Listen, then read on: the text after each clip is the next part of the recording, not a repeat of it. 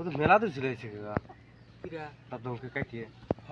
তো তোমাকে আমি ডাকছি এমনি আজ কেন পারবেন না কি ছয় লাগবে কি তাই কোন চাল খাম তো এখন তো হলামু তাহলে কোনো সমস্যা নাই কাকা জিয়াই তার কাইতে দিলি না দেখুন